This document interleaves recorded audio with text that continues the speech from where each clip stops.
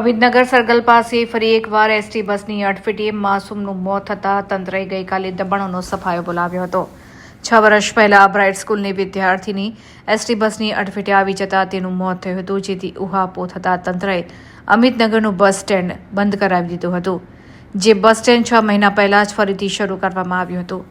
આવી જ રીતે અમિતનગર પાસેથી પેસેન્જરોને લઈ જતા ખાનગી વાહનો ધમધમતા હતા, ત્યારે એક વાહનને એક્સપ્રેસ વે પર એક્સિડન્ટ થતાં 10ના મોત થયા હતા, જેથી પોલીસે અમિતનગર પાસેથી ખાનગી વાહનોનો સફાયો બોલાવી દીધો હતો। ત્યારે 8 વર્ષના માસૂમ રોડ ક્રોસ કરી રહ્યો હતો, ત્યારે તેની માતા આગળ નીકળી જતા અટવાયેલો બાળક રાજ અંસારી બસની અડફેટે આવી જતા તેનું મોત થયું હતું। આ બનાવ બાદ ગઈકાલે ફરી એકવાર પોલીસ એક્શનમાં આવી હતી અને કોર્પોરેશનની મદદ લઈ અમિતનગર સર્કલ પાસેથી 20 ટ્રક ભરાય તેટલા દબાણોનો સફાયો કર્યો હતો।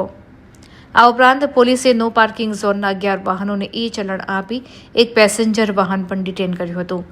અમિતનગર સર્કલ પાસે અકસ્માતમાં બાળકનું મોત થવાના બનાવમાં પોલીસ દ્વારા ડ્રાઈવરની પૂછપરછ કરવામાં આવી હતી અને અગાઉ કોઈ ગુનામાં સંડોવાયેલો છે કે કેમ તેની વિગતો મેળવી હતી। અમિતનગર સર્કલ પાસે રોડ ક્રોસ કરતી માતા આગળ નીકળી જતા 8 વર્ષનો રાજ અંસારીનું એસટી બસની અડફેટે આવી જવાથી મોત થયું હતું, જે બનાવમાં પોલીસે ડ્રાઈવર પરેશ કનૈયાલાલ ઉપાધ્યાયની ધરપકડ કરી હતી। હરણી પોલીસે આ બનાવમાં એસટી બસ કબજે લીધી છે।